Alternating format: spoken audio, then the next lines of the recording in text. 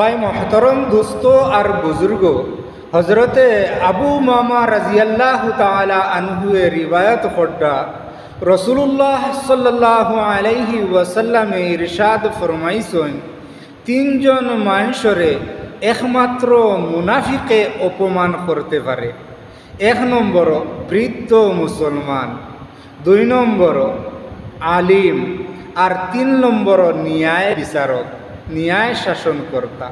মহতরম দোস্ত আর বুজুর্গ, এখন আমরা বুঝতে পারলাম কোনো বৃদ্ধ মুসলমানদের যদি কেউ অপমান করছে তাহলে হে মুনাফিক। 2 নম্বর কোনো আলিমরে যদি কেউ অপমান করছে হেও মুনাফিক।